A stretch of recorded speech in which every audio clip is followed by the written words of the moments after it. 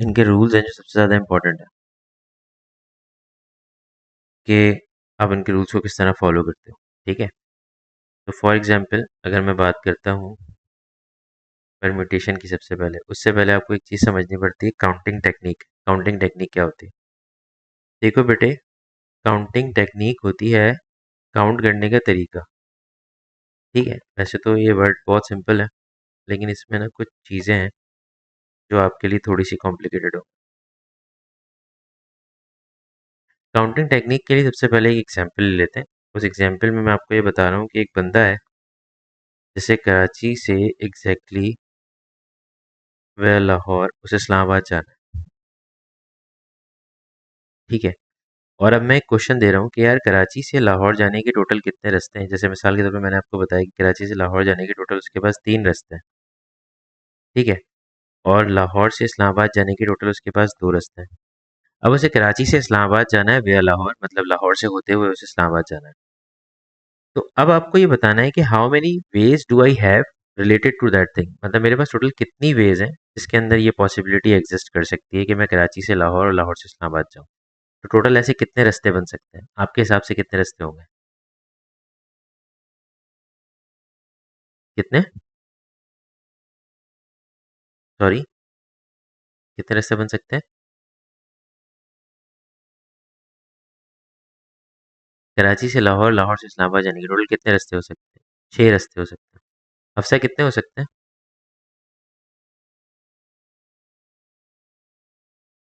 हाँ। हम्म। हम्म। नहीं, 6 होंगे। पता है क्यों? क्योंकि जब तुम कराची से लाहौर जाने वाले रास्तों को नाम दो, ए, बी और सी का, यहाँ पे नाम दो 1 और 2 का, तो जब तुम रास्ते देखोगी तो A1 के थ्रू वो इस्लामाबाद पहुंच सकता है, फिर वो A2 के थ्रू भी तो पहुंच सकता है ना बेटा। ये भी तो पॉसिबल है वो A2 यूज करके चला जाए। फिर पॉसिबल है B1, और फिर पॉसिबल है B2, फिर पॉसिबल है C1, और फिर पॉसिबल है C2। टोटल कितने रास्ते हो गए? 6। सही।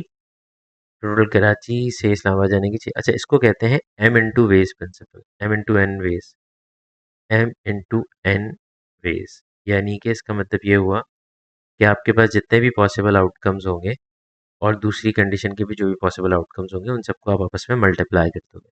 तो जब आप उसको मल्टीप्लाई करोगे तो टोटल वेज आपको मिल जाएगी। यानी कि पहली वेज जो थी M, जिसको मैं कह रहा हूँ, तो मेरे पास 3 थी, और N जिसको मैं कह रहा हूँ वो 2 थी।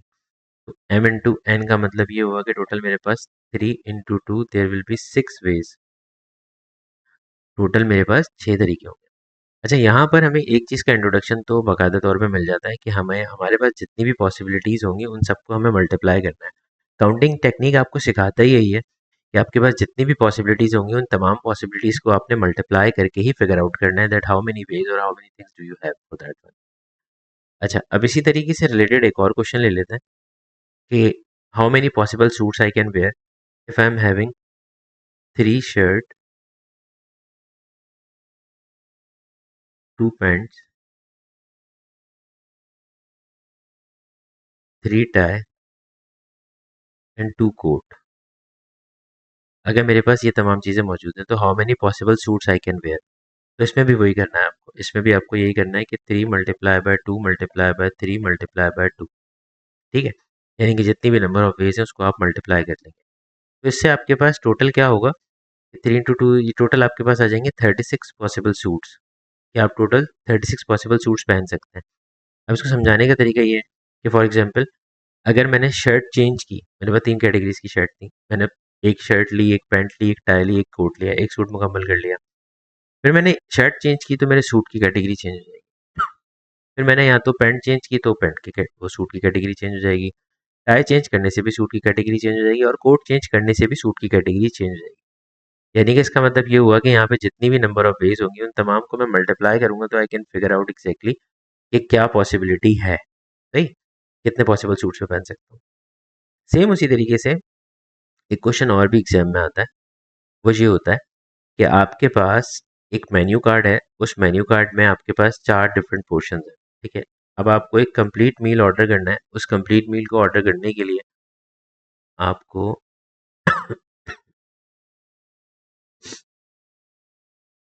एक मेन्यू कार्ड है, ठीक है। इस मेन्यू कार्ड के अंदर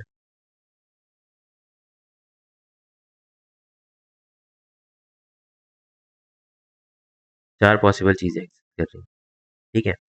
यानी कि इस कैटेगरी के अंदर तीन चीज़ें हैं, इस कैटेगरी में चार हैं, इस कैटेगरी में पांच चीज़ें हैं और इसमें भी दो चीज़ें।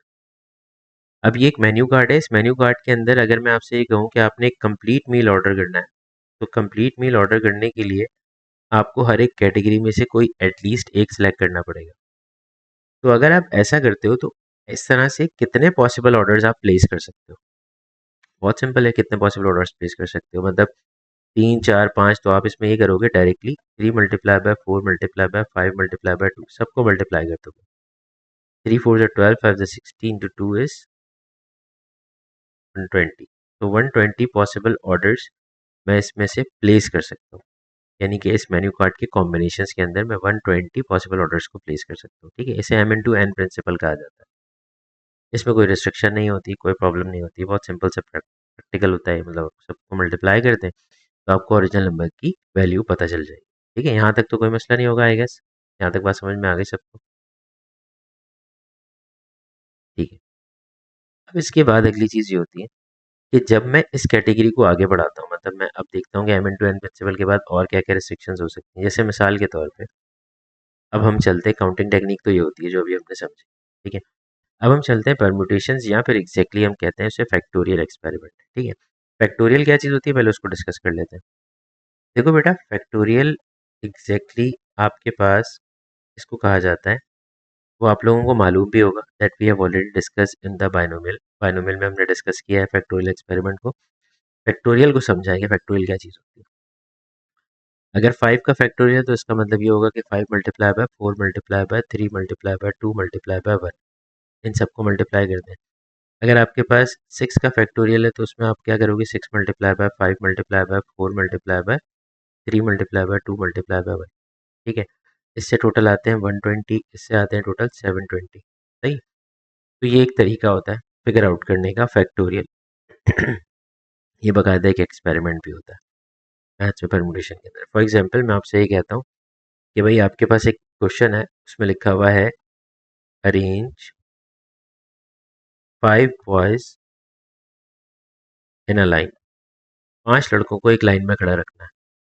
तो इनको खड़ा करने के लिए अब सूरत हाल क्या होगी कि मेरे पास टोटल 5 प्लेसेस होंगी जिन पे मैं इनको खड़ा करूँ, ठीक है। पहली जगह को कम्प्लीटली तौर पे यूटिलाइज करने के लिए मेरे पास कितनी चॉइसेस होंगी, अभी कोई लड़का खड़ा नहीं हुआ, तो पहली जगह को फिलअप करने के लिए मेरे पास 5 चॉइसेस होंगी। अब डेफिनेटली एक लड़का मैं खड़ा कर चुका हूँ, तो अब मेरे पास अगली जगह पर लड़कों को खड़ा करने के लिए जो चॉइसेस होंगी दैट विल बी 4 एग्जैक्टली, ठीक है।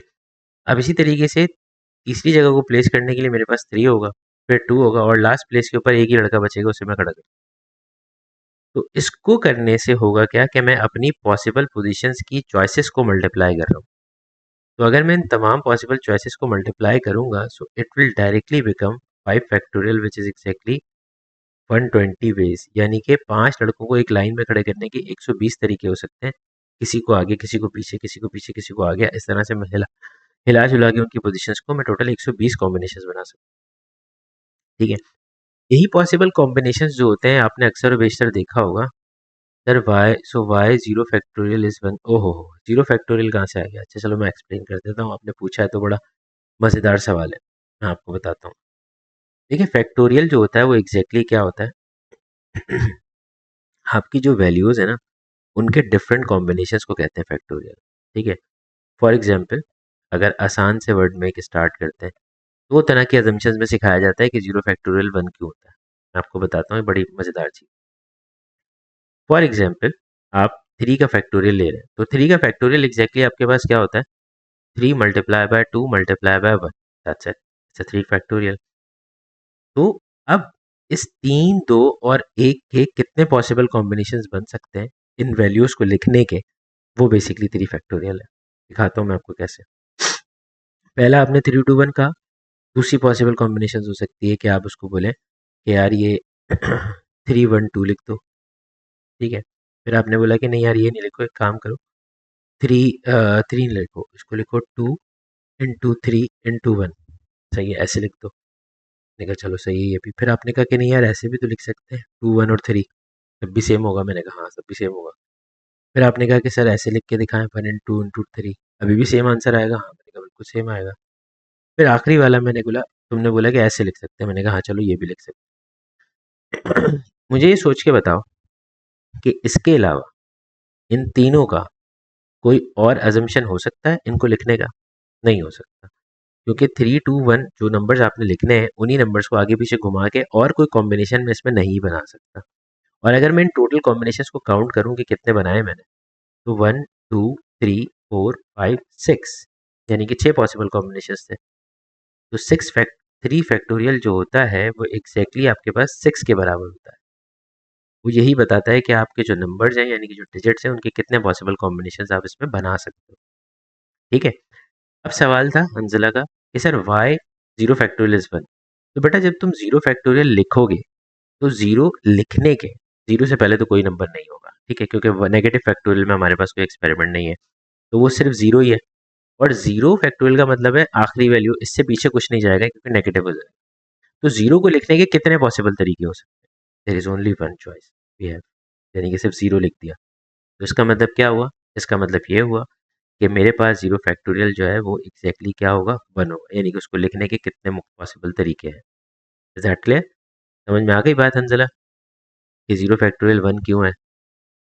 ये वैसे मैं आई गेस क्लास में भी बता चुका हूँ। ठीक है। अच्छा, अब दूसरी चीज़ ये है कि ये तो एक एक्सपेरिमेंट था जो मुझसे अंजला ने पूछा और मैंने बता दिया। एक और पॉसिबिलिटी भी है जिसके अंदर आप इसको डिस्कस करते हैं। कैसे? मैं बताता हूँ। देखिए, जर्नलाइज वे में एन फैक्टोरियल अगर कहा जाए तो n factorial n into n minus one के फैक्टोरियल के बराबर होता है।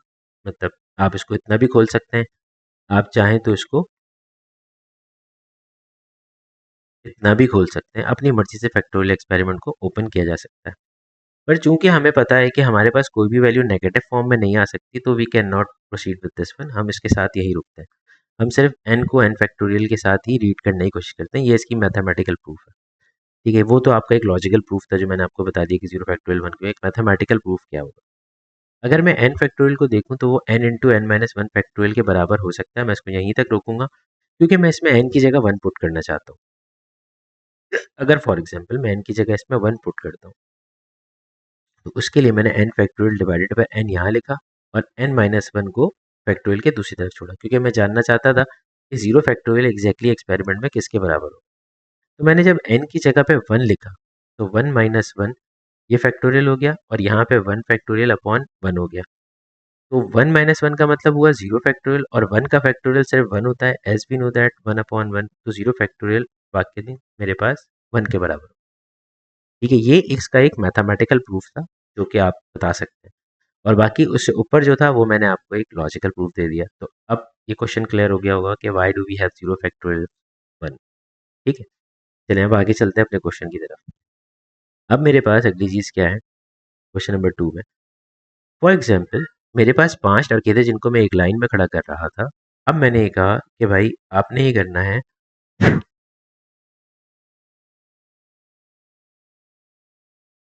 Arrange 6 girls in a line. अब आपने 6 लड़कियों को लाइन में खड़ा कर। मैंने कहा ठीक है भाई कर देते हैं, उसका भी तरीका यही होना चाहिए। पहले 6 फिर 5 फिर 4 फिर 3 फिर 2 और फिर 1। तो सिंपली वे में 6 फैक्टोरियल बनेगा जो कि बराबर है 720 बेस के। उसके अलावा कोई और ऑप्शन नहीं। सेम उसी तरीके से अब अगर मैं फर्दर ऑन आगे बढ़ूँ और मैं अपनी रिस्ट्रिक्शन को एक्सपेंड करना शुरू करूँ। अच्छा, जो बच्चे ये बात नहीं लिख रहे ना, ये उनके लिए एक अलमिया है, फिक्र अलमिया है। क्योंकि मसला सारा ये है कि अगर आप इसको नहीं लिखेंगे तो आप कभी भी रूल समझ नहीं पाएंगे। तो आप नहीं लिख रहे तो बहुत अच्छी बात है, आप ना लिखें। ठीक है, मैं आपको फोर्स भी नहीं कर रहा। लेकिन उसके बाद मुझसे किसी ने सवाल किया ना तो उसकी बेइज्जती भरपूर की जाएगी कि जब तुमने नोट्स बनाए नहीं थे तो तुम सवाल करने के लायक भी नहीं हो। ठीक है, समझ आ गई बात? अच्छा, अब सवाल है कि arrange 5 boys and 6 girls in a line. यानी कि अब मैं क्या कर रहा हूँ, पहले मैंने दोनों को सेपरेट सेपरेट किया, अब मैं एक साथ लिख रहा हूँ कि arrange 5 boys.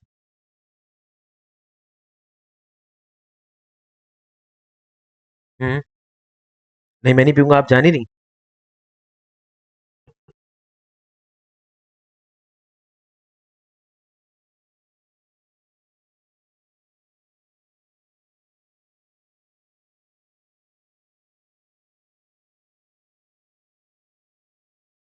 Arrange 5 boys and 6 girl.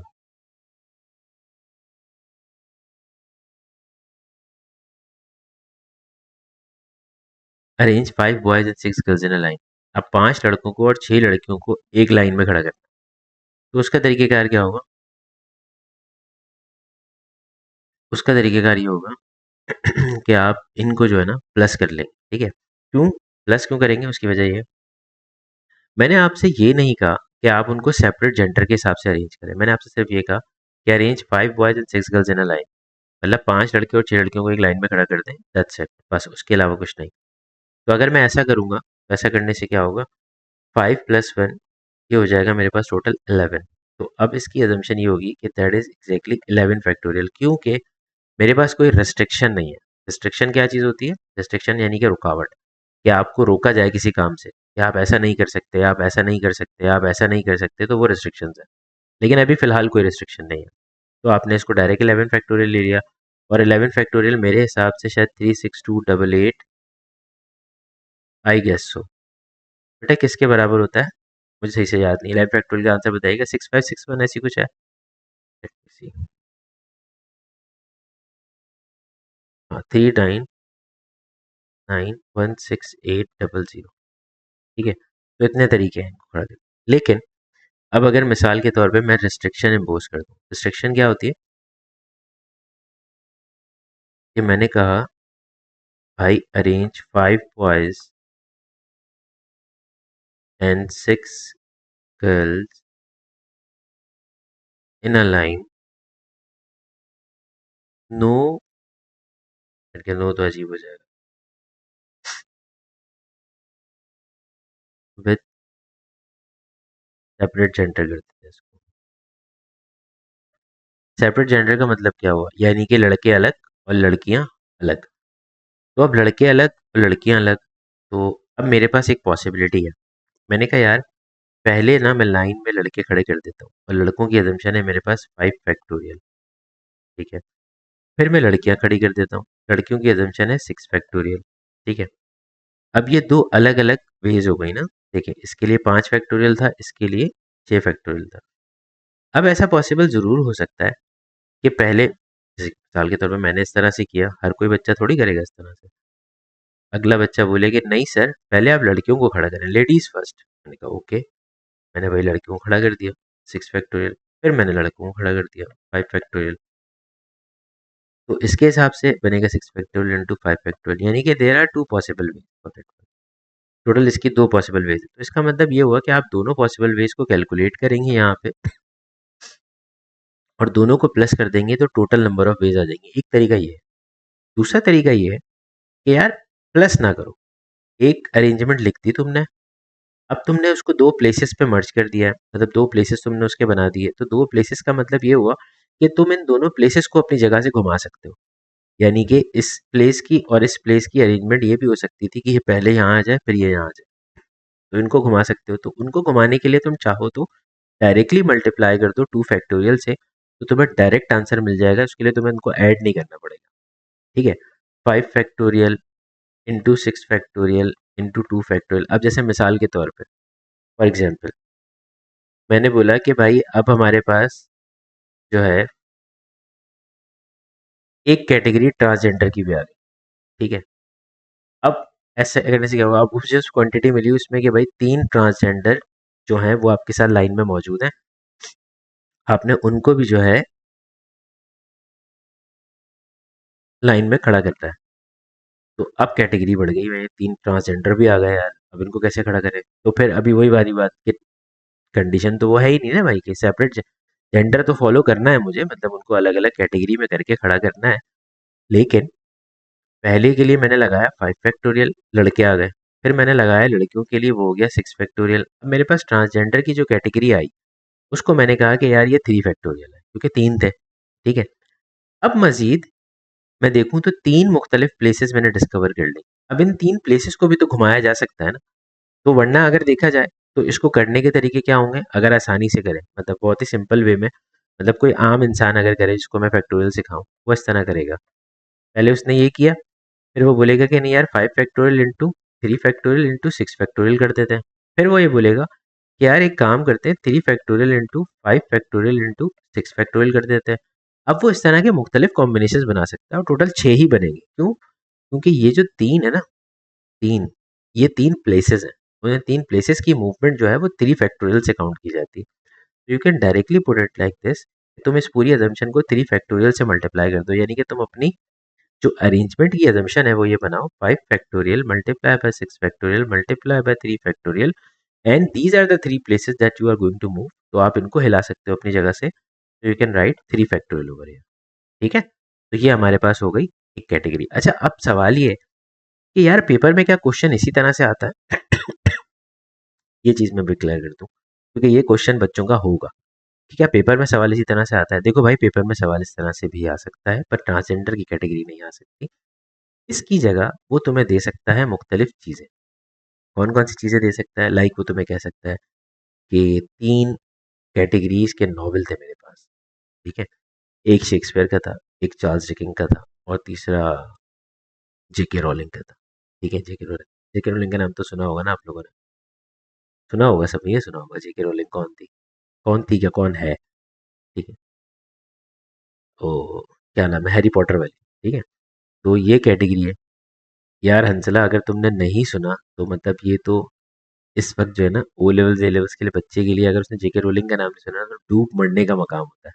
उसकी स्टोरी अक्सर और बेशतर स्कूल्स में या कॉलेजेस में या टीचर्स भी क्लास में सुनाते हैं, सिर्फ इस वजह से सुनाते हैं क्योंकि वो एक मोटिवेशनल स्टोरी है। प्राइवेट होके भी तो तुम्हारे टीचर ने तो, कोई ना कोई टीचर तो होगा जिसने तुम्हें कभी ना कभी बताया होगा, पर तुम तो सुन के भूल जाते हो। तो तुम तो अपनी बात ही ना करो, तुम तो बोलते हो मुझे ओ लेवल्स का भी कुछ याद नहीं है, अलावा जब मैंने स्टार ले लिया, पता नहीं क्यों ले लिया।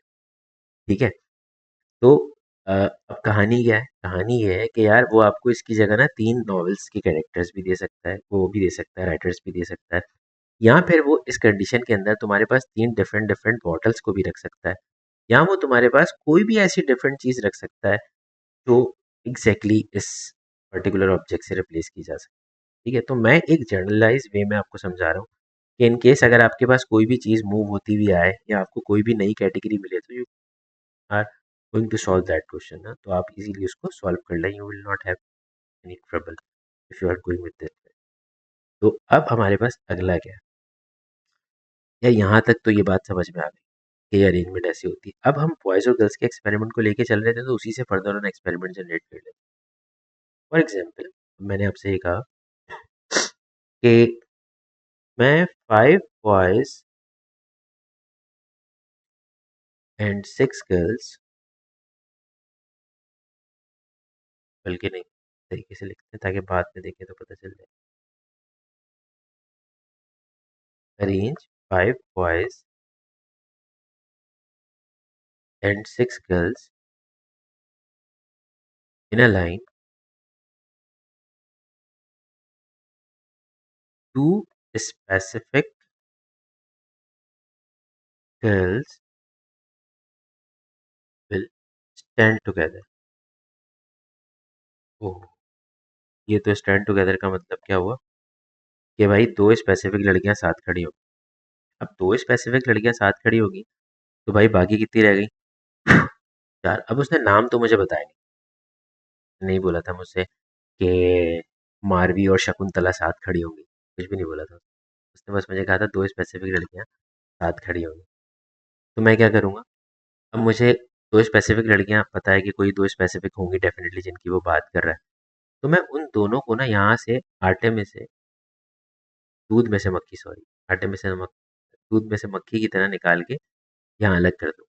यानी कि अब मैं अपनी कैटेगरी को देखूँ तो मेरे पास 5 बॉयज़ हैं, 4 गर्ल्स हैं, और 2 गर्ल्स मैंने निकाल के बाहर खड़ी कर दी। ये वो दोनों लड़कियां हैं जो साथ खड़ी हो। अभी देखते हैं इनका क्या करना है। अच्छा, इसके अलावा बाकियों के लिए तो उसने कुछ नहीं बताया था आपको? नहीं बताया था। तो हमने कहा ठीक है भाई, बाकियों के लिए कुछ नहीं बताया तो सही है, जाने दो। अब मैंने क्या किया? मैंने कहा यार देखो, ये टोटल 5 बॉयज़ हैं, ये टोटल 4 लड़कियां हैं, और इन दोनों का प्लेस एक बना दो। ठीक है, तो 5 बॉयज़, 4 लड़कियां और एक, टोटल हो गए 10। तो मैंने बनाए 10, 1 2 3 4 5 6 7 8 9 10। अब ये 10 प्लेसेस हैं, ये अपनी जगह बार बार मूव कर सकते हैं। ठीक है, वैसे टोटल 11 थे, इनको मैंने एक करके 10 बना दिया, पूरा एक प्लेस हो गया। यानी कि ये 1 2 3 4 5 6 7 8 9 और ये पूरा का पूरा क्या है, 10वां प्लेस है। तो ये 10 प्लेस अपनी जगह अगर मूव कर सकते हैं तो इनके लिए मुझे यूज़ करना चाहिए 10 फैक्टोरियल। ठीक है, अब वो जो दो खास लड़कियां हैं जिन्हें साथ खड़ा होना है, उसमें कोई रेस्ट्रिक्शन अगर उसने दी भी है, ठीक है, वैसे तो नहीं दी हुई है अभी फिलहाल कि कोई कहीं भी खड़ा हो सकता है, तो पॉसिबल कॉम्बिनेशन भी चेंज हो सकता है। यानी कि ये दोनों प्लेसेस अपनी जगह आपस में चेंज कर सकते हैं, इंटरचेंज कर सकते हैं। तो इसके लिए मैं कहूँगा इसको करते हैं आप 2 फैक्टोरियल, क्योंकि ये पॉसिबल पोजीशंस अपनी इंटरचेंज की जा सकती हैं, तो उसको 2 फैक्टोरियल कर दिया। तो 10 factorial into 2 factorial will give me the perfect answer. ठीक है, अब ये आपके पास एक परफेक्ट आंसर हो जाएगा। अच्छा, अब सवाल ये है कि अब अगर वो ये कह दे, फॉर एग्जाम्पल उसने इसी क्वेश्चन को आगे एक्सटेंड किया और उसने कहा no two boys stand together, यानी कि दो लड़के साथ खड़े नहीं हो। अबे भाई ये क्या बात हुई, दो लड़के लड़के तो खड़े ही साथ होते हैं, उनको तो चाहिए ही ग्रुप, वो तो ग्रुप के बगैर खड़े ही नहीं हो सकते। नहीं, उसने कहा दो कोई से भी लड़के साथ खड़े नहीं होंगे। तो अब मुझ पे रिस्ट्रिक्शन किसकी पड़ी हुई है, रिस्ट्रिक्शन पड़ी हुई है लड़कों के साथ खड़े होने की। तो लड़कों को पहले निकाल के दूध में से मक्खी की तरह साइड में करके पहले आप लड़कियों को खड़ा, तो 1 2 3 4 5 6 6 लड़कियां मैंने अरेंज कर दी। मैंने कहा भाई ये 6 फैक्टोरियल हो गया। सही है, अब लड़के कहाँ कहाँ खड़े हो सकते हैं उन प्लेसेस को काउंट कर लेते हैं। देखो भाई, लड़के जो है ना, एक लड़का यहाँ खड़ा हो सकता है इस पोजीशन पे, सबसे पहली पोजीशन, फिर दूसरी पोजीशन पे खड़ा हो सकता है, फिर तीसरी पोजीशन पे खड़ा हो सकता है, फिर चौथी, फिर पांचवी, फिर छठी, सातवीं, ऐसे कुल मिला के टोटल 7 पोजीशंस ऐसी हैं जिन पे लड़के खड़े हो सकते हैं। लेकिन लड़के 7 नहीं, लड़के कितने, 5। तो इसका मतलब ये हुआ कि जब मुझे अरेंजमेंट के ऊपर एक अरेंजमेंट लगानी हो, मतलब कि अब मैं 7 जगहों में से कोई 5 सिलेक्ट करूंगा, उन 5 पे लड़कों को खड़ा कर दूंगा, तो वो 5 कोई सी भी हो सकती है। क्यों, वो इस वजह से, जैसे मिसाल के तौर पर मैंने बिलाल को कहा बिलाल तुम खड़ा करना शुरू करो, तो बिलाल जो है ना वो इनसिक्योरिटीज बहुत थी उसको, तो उसने कहा सबसे आगे लड़का खड़ा हो। तो उसने एक लड़के को यहाँ खड़ा कर दिया, फिर एक को यहाँ यहाँ यहाँ यहाँ यहाँ, उसने 5 प्लेसेस को ऑक्यूपाई कर लिया, यहाँ तक सब फिल हो गए। हंजला को मैंने बोला हंजला तुम खड़ा करो, तो हंजला ने बोला नहीं सर, आगे 2 लड़कियां खड़ी होंगी, उसके बाद से लड़के खड़े होने शुरू हो गए। मैंने कहा ठीक है डन, उसके बाद कर दिया। मैंने बोला कि यार मुझे तो यहाँ पे पहली प्लेस में लड़की के बाद लड़का चाहिए। तो अब हर किसी की अरेंजमेंट डिफरेंट डिफरेंट है, लेकिन टोटल ऐसी 7 प्लेसेस हैं जिसमें से कोई सी भी 5 सिलेक्ट करनी पड़ेंगी। तो ये जब होता है ना अरेंजमेंट पे अरेंजमेंट, मतलब अरेंजमेंट तो एक आपने कर दी और दूसरी अरेंजमेंट रिस्ट्रिक्शन के साथ है, तो उस वक्त आप परमुटेशन का फॉर्मूला इस्तेमाल कर लें, तो वो ज़्यादा अच्छा होता है। क्योंकि उसमें ये होता है कि आप ऑटोमेटिकली चीज़ों को अलाइन भी कर लेते हैं और अरेंज भी कर लेते हैं। जैसे कि इसके बाद अगला जो सिचुएशन है बॉयज़ के लिए, अगर मैं उसको ये करूँ कि 7P5, यानी कि कोई सी भी 7 प्लेसेस में से 5 अरेंज करेगा ही, और उन पांचों पे फैक्टोरियल लगा के उनको तमीज से खड़ा कर दे। ठीक है, कैसे खड़ा कर देगा, तमीज के साथ, कोई और बात नहीं करेगा, तो इसे कहते हैं 7P5। ठीक है, अच्छा इसका दूसरा तरीका भी होता है, एक और तरीका भी है इसका। एक और तरीका क्या है कि कुछ नौजवान लड़के और कुछ नौजवान लड़कियां वो इस तरह भी करते हैं कि पहले लड़कियों को खड़ा किया 6 फैक्टोरियल, फिर वो कहते हैं कि यार 7 में से कोई 5 इस्तेमाल होने वाली है, तो उनमें से ना कोई 5 सिलेक्ट कर लो। तुमने बोला ठीक है भाई, जैसे आपकी इच्छा, हम वो कर लेते हैं।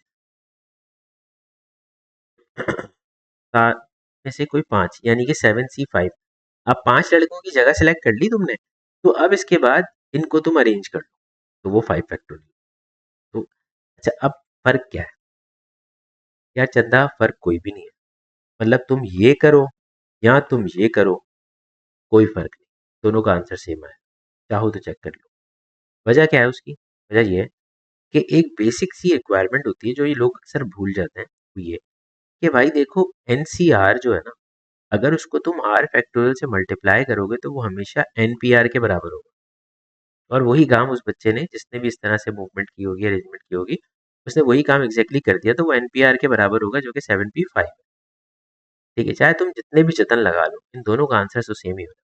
अगर कोई बच्चा चेक करना चाहता है तो वो चेक करके भी देख ले, उसे पता चल जाएगा कि सर तैमूर सही कह रहा है। अंजला देखना है? हाँ भाई, do you want to check और you trust on me? Calculator खराब, ओहो कैलकुलेटर खराब हो गया इसका। कैलकुलेटर कैसे खराब हो गया भाई तुम्हारा? कुछ हुआ था अभी? चलो मैं तुम्हें बता देता हूँ, अलग से भी करके बता देता हूँ। N factorial upon N minus R factorial और R factorial multiply by R factorial, तो ये दोनों चले जाएंगे और N factorial upon N minus R factorial बचेगा। हाँ, फाइनल आंसर दोनों का सेम ही आ रहा है ना फिलहाल, और एन पी आर भी इसी के बराबर होता है, ये एन पी आर का फॉर्मूला। हाँ बिल्ली, फाइनल आंसर दोनों का सेम ही आ रहा है, ऊपर वाले का भी नीचे वाले का भी। हफ्सा तुम चेक कर लो।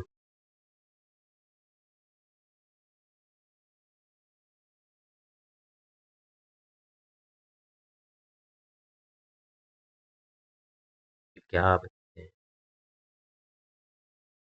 इतना टाइम लग रहा है चेक करने में, पेपर में क्या करेंगे?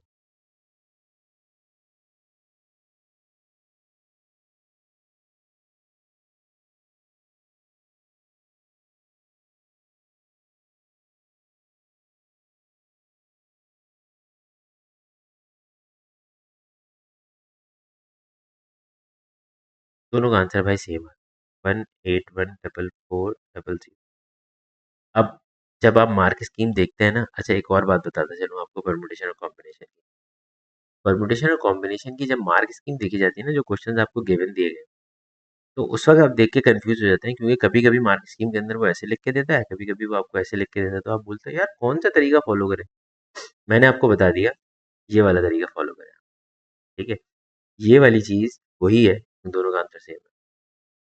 ठीक है, कोई हार्ड एंड फास्ट रेस्ट्रिक्शन, कोई रूल वगैरह कोई चीज, ये सिर्फ इसलिए लगाया मैंने कि मुझे पांच सात में से कोई से भी रेंडमली पांच अरेंज कर सिलेक्ट करने थे, सॉरी। लेकिन इसमें क्या था, 75 क्यों लगाया, क्योंकि मुझे उनको सिलेक्ट करने के साथ साथ उन्हें अरेंज भी करना था, तो मैंने उनको सिलेक्ट किया और अरेंज कर दिया एक ही स्टेप में। तो ये दोनों चीजें एक दूसरे के बराबर है। क्लियर हो गई बात? अच्छा, आगे बढ़ते हैं। अब उसने कहा no two boys stand together, तो यानी कि ये वाले काम भी हो गए आपके, कि अब अगर आपके पास दो नॉवेल की कैटेगरी की किताबें अरेंज करनी है, जिसमें एक चार्ल्स डिकन की है और दूसरी शेक्सपियर की है, उसने कहा कि शेक्सपियर का नॉवेल एक साथ नहीं रखा जा सकता, तो आप चार्ल्स डिकन के नॉवेल को पहले रखेंगे, उसके बाद शेक्सपियर के नॉवेल उसके बाद और पहले रखना शुरू करेंगे। ठीक है, अब आ जाते हैं इसके बाद अगली चीज हमारे पास, वर्ड परमुटेशन। भाई वर्ड परमुटेशन बहुत आसान होती है।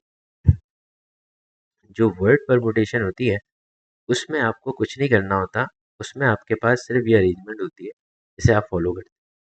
वो क्या होती है, n factorial upon r factorial s factorial और टी फैक्टोरियल। अब बोलोगे ये क्या चीज़, मैं बताता हूँ आपको क्या चीज़। एक वर्ड है मैथमेटिक्स, आपने इसको अरेंज करना है, तो इसमें आपके पास टोटल लेटर्स कितने हैं, पहले उनको देखें, 1 2 3 4 5 6 7 8 9 10 11, टोटल 11 लेटर्स हैं, 11 फैक्टोरियल। ठीक है, अब जो लेटर्स रिपीट हो रहे हैं उनको लिखना शुरू, यानी कि एम दो दफ़ा है, हमने लिखा 2 फैक्टोरियल, फिर आपने लिखा ए दो दफ़ा था, फिर आपने दोबारा से लिखा 2 फैक्टोरियल, फिर आपके पास टी दो दफ़ा था, आपने दोबारा से लिखा 2 फैक्टोरियल। ठीक है, और कोई लेटर रिपीट हो रहा है? नहीं, मेरे ख्याल से नहीं हो रहा, तो इसका मतलब ये अरेंजमेंट यहीं रुक जाएगी। अब आप इसको सॉल्व करेंगे और डायरेक्ट आंसर लिख के बता देंगे कि कितने पॉसिबल अरेंजमेंट्स हो सकते हैं इस लेटर्स की। इस तरह के बहुत सारे वर्ड्स होते हैं, मैथमेटिक्स है, एक वर्ड होता है स्टैटिस्टिक्स। ठीक है, इसी तरह से एक और वर्ड है S S U E T, इसके बारे में किसी को पता है S S U E T क्या है? मैं उम्मीद करता हूँ, लग रहा है कोई ना जानता हो S S U E T क्या है। क्या है S S U E T का मतलब? नहीं पता किसी को? Syed university of engineering and technology, इस वर्ड का क्वेश्चन आया था एक दफ़ा एप्टीट्यूड, इनके लेटर्स को अरेंज करना। ठीक है, मैथमेटिक्स है, स्टैटिस्टिक्स है, S S U E T है, और इस तरह के और भी बहुत सारे लेटर्स हैं, बहुत सारे नंबर्स, बहुत सारी चीज़ें जो आपको आपस में आगे पीछे करके अरेंज करने में आसान है।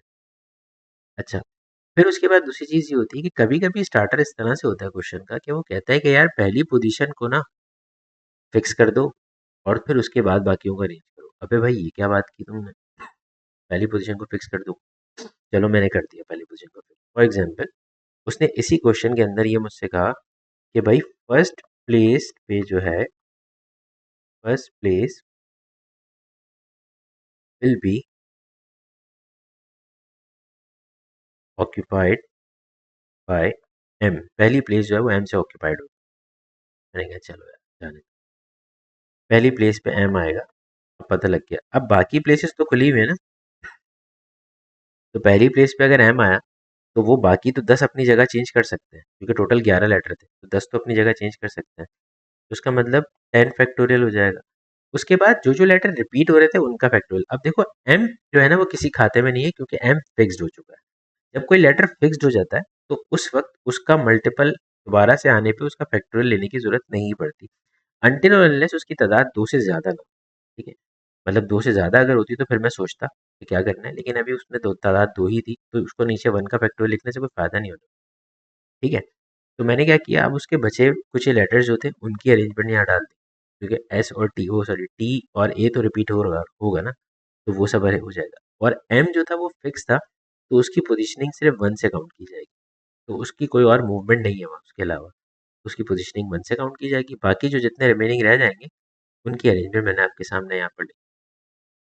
ठीक है, ये तरीकेकार होता है परमुटेशन को फुलफिल करने का, परमुटेशन को करने का, कि परमुटेशन किस तरह से की जाए। ठीक है, अब इसके जो मजीद सवालात हैं वो एग्जैक्टली जब हम पास पेपर को सॉल्व कर रहे होंगे तो डिटेल में हमें करना होगा, इसमें पास पेपर में टाइम लगता है, तो वो पेपर हम करेंगे तो फिर हमें पता चल जाएगा एग्जैक्टली क्या हो सकता है। यहाँ तक तो हो गई ये अरेंजमेंट की बात, इसको तो करते हैं हम साइड में। अब बात करते हैं अगली इंपॉर्टेंट बात क्या है कि यार अब हमें ये भी तो सीखना है कि कॉम्बिनेशन कहाँ कहाँ पे इस्तेमाल हो रहा है और कैसे कैसे इस्तेमाल हो रहा है। देखो बेटा, कॉम्बिनेशन जो होता है ना वो सिर्फ और सिर्फ रैंडम सिलेक्शन के ऊपर इस्तेमाल होता है, जहाँ पे कोई अरेंजमेंट नहीं आ रही। अच्छा, अब कॉम्बिनेशन रैंडम सिलेक्शन के लिए इस्तेमाल होता है, यानी कि रैंडम सिलेक्शन क्या होती है मैं आपको बता देता हूँ। फॉर एग्जाम्पल मेरे पास एक पूल है, उस पूल में बहुत सारे कलर, पूल नहीं बल्कि एक बैग है, बैग के अंदर में बहुत सारे कलर्स की बॉल पड़ी हुई है। मैंने 3 कलर्स आपको बता दिए कि 3 कलर्स की बॉल्स पड़ी हुई है, मिसाल के तौर पर फॉर एग्जाम्पल रेड, ग्रीन और वाइट, ये 3 कलर्स की मेरे पास बॉल पड़ी। ठीक है, मैंने कहा मुझे इसमें से 3 बॉल्स पिक करनी है, और अगर मैं 3 बॉल्स पिक करता हूँ तो मुझे बताना टोटल पॉसिबल कॉम्बिनेशंस क्या होंगे अगर वो तीनों की तीनों बॉल जो मैंने पिक की हैं वो वाइट है। तीनों की तीनों बॉल जो मैंने पिक की हैं वो वाइट है, सारी की सारी। ठीक है, रैंडमली पिक की है मैंने, वो प्रोबेबिलिटी नहीं पूछी, रैंडमली उसने पिक की तो वो वाइट ही मेरे हाथ में आ गई। इसकी क्वांटिटी 4 थी, इसकी थी उसने आपको दे दी 6 और इसकी उसने आपको दे दी 4। तो अगर मैंने रैंडमली 4 बॉल्स पिक की हैं और 3 बॉल्स पिक की हैं, फॉर एग्जाम्पल 3 बॉल लेते हैं, 3 बॉल्स पिक की हैं और वो तीनों की तीनों वाइट हैं, तो उस वक्त आपके पास होगा 4C3, यानी कि आपने टोटल 3 पिक की 4 में से, क्योंकि वाइट में से पिक किया आपने। नहीं, और अगर मैं कहता कि आपने जो है ना 3 डिफरेंट तरह की बॉल्स पिक करनी है, 3 डिफरेंट कलर की, तो उसके पॉसिबल कॉम्बिनेशन क्या हो सकते हैं? 3 डिफरेंट कलर की बॉल, मैंने कहा ओहो ये तो बड़ा मुश्किल है, 3 डिफरेंट कलर की बॉल। तो इसका मतलब ये हुआ कि पहले मैं एक काम करता हूँ, पहले मैं रेड उठा लेता हूँ, 4C1 एक रेड बॉल हो गई। फिर मैंने कहा यार मैं एक ग्रीन उठा लेता हूँ, तो हो गई 6C1। फिर मैंने कहा मैं एक और वाइट उठा लेता हूँ, तो 4C1, यानी कि हर किसी में से एक एक बॉल सेलेक्ट कर ली मैंने रैंडमली। लेकिन मेरी इस बात से बिलाल ने इत्तेफाक नहीं किया। बिलाल ने बोला नहीं sir, that is not possible, ऐसा नहीं हो सकता, आप पहले रेड नहीं उठा सकते, आपको पहले ग्रीन उठानी। मैंने कहा ओहो अच्छा, तो फिर मैंने उसके हिसाब का कॉम्बिनेशन लिख दिया यहाँ पे जो उसको पसंद आया। सही है, लेकिन फिर मुझसे क्या हुआ कि मुझसे हफ्सा ने कहा नहीं sir that is not possible, आप ये नहीं कर सकते, आपको पहले वाइट बॉल पिक करनी है। देखो ओह, फिर मसला हो गया, तो 4C1, 6C1 और फिर 4C1। फिर मुझसे हंजला ने कहा नहीं सर ये भी पॉसिबल नहीं है, आपको पहले वाइट और फिर रेड और फिर ग्रीन पिक करनी है।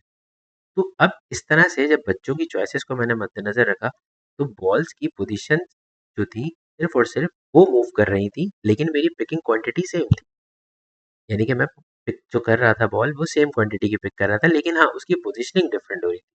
क्यों? क्योंकि बच्चों की ख्वाहिशात को मद्देनजर रख रहा था। इसका मतलब ये हुआ कि ये पोजीशन और ये पोजीशन, ये तीन वो वाहिद पोजीशन है जो अपनी जगह को आपस में तब्दील कर सकती है। इधर से उधर, उधर से इधर, इधर से उधर, इधर से इधर, मतलब ये आगे पीछे हो सकती है। पर इनसे जनरेट होने वाली जो नंबर ऑफ चॉइसेस हैं जो इनके प्लेस पर आ रही हैं, यानी कि वो मूव कर सकती हैं। इसका मतलब ये टोटल 3 है कैटेगरी में। तो मुझे इसको सिर्फ 3 से मल्टीप्लाई कर देना चाहिए, 3 फैक्टोरियल से, क्योंकि इनकी पोजीशनिंग चेंज हो रही है। समझ में आई बात? कि when we are going to change the positioning of the numbers, so at that time we can transfer them here to there. In that case we use the factorial. हम factorial इस्तेमाल कर सकते हैं। समझ आ गई बात? क्लियर हो गया यहाँ तक? कोई मसला?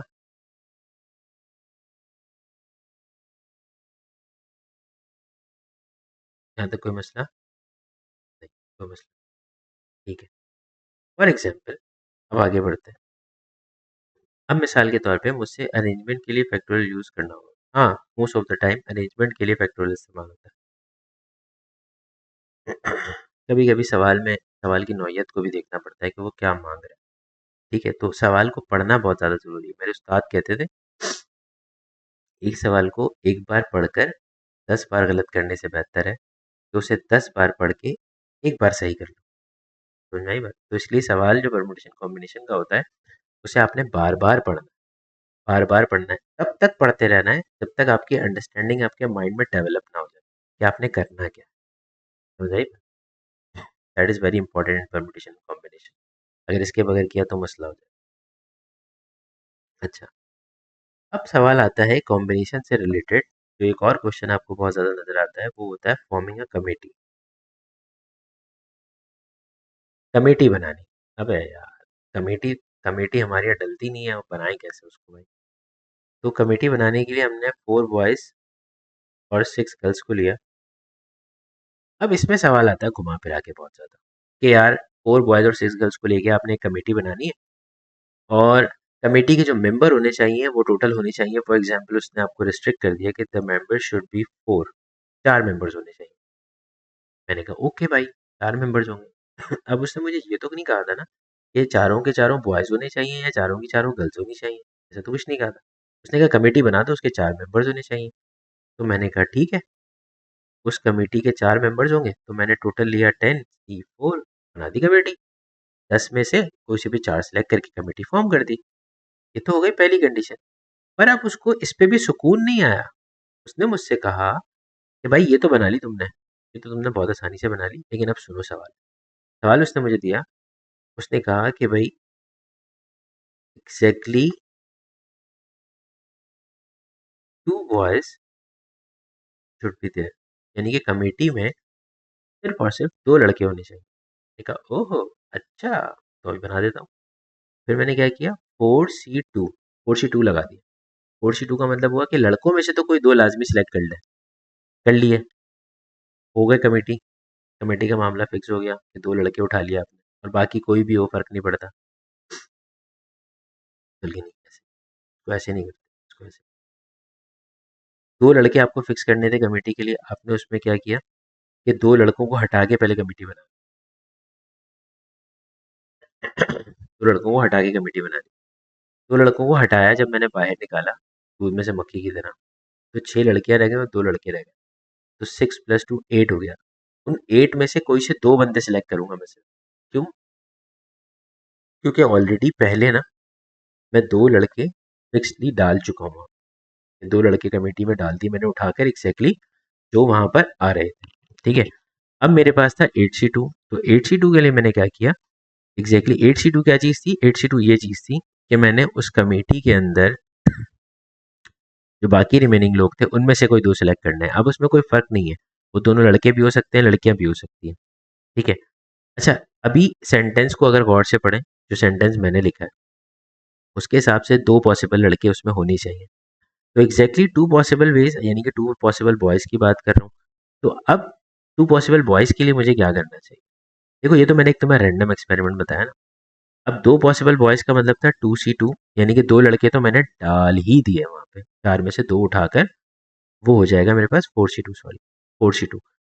और अब मुझे क्या करना है, 2 लड़कियां भी डालनी होंगी ताकि कमेटी पूरी हो जाए। तो मैंने क्या किया, 6C2, इस तरह से कमेटी मेरी पूरी हो गई, यानी कि 2 लड़के ले लिए और 2 लड़कियां ले ली। ठीक है, ये एक रैंडम एक्सपेरिमेंट था जिसमें 2 लड़के फिक्स थे, मतलब मुझे पता था कि कौन से 2 आने वाले कमेटी में। जैसे मिसाल के तौर पे मैंने कहा हैंसल और ग्रेटल जो है वो कमेटी में लाजमी शामिल होंगे, फिक्स्ड, ये फिक्स्ड कंडीशन है कि उनके अलावा कमेटी बना दो।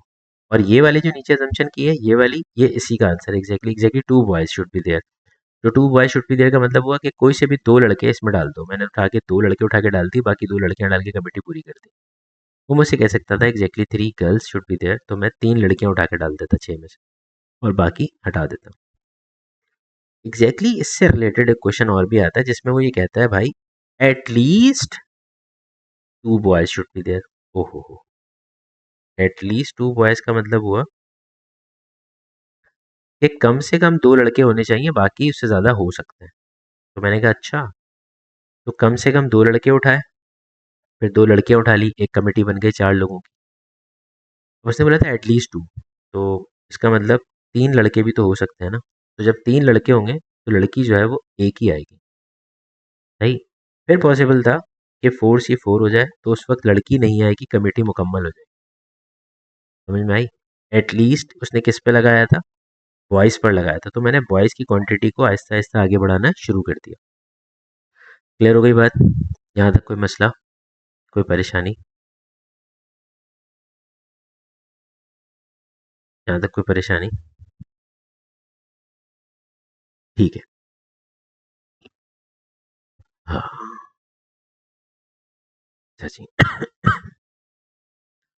हालात हाजा बहुत ख़राब है और नज़ला ज़ुकाम चल रहा है।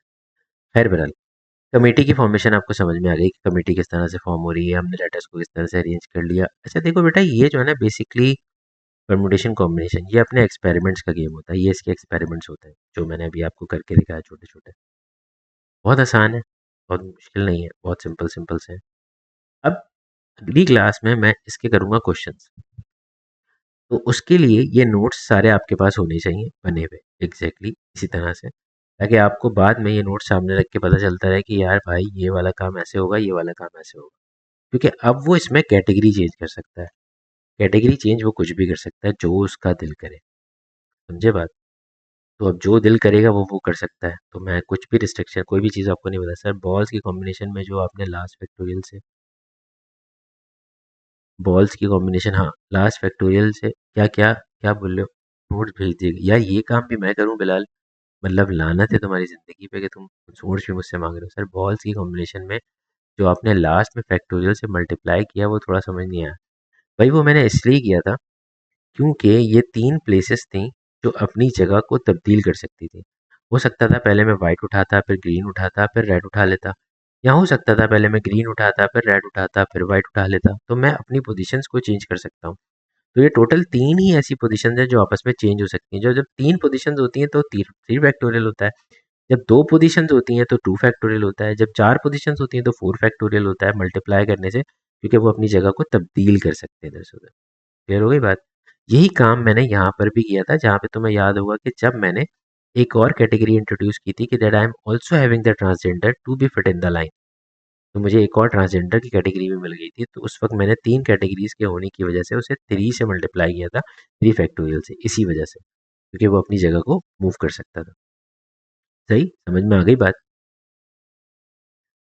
तो बस आज की क्लास को हम इतना रखते हैं, इंशाल्लाह फिर आप लोगों से उसी जोशो वलवले के साथ मुलाकात की जाएगी और आपसे फिर कल की क्लास में पास पेपर के क्वेश्चंस डिस्कस किए जाएंगे कि हमें और क्या क्या चीज़ें करनी। ठीक है, ओके भाई, अल्लाह हाफिज़।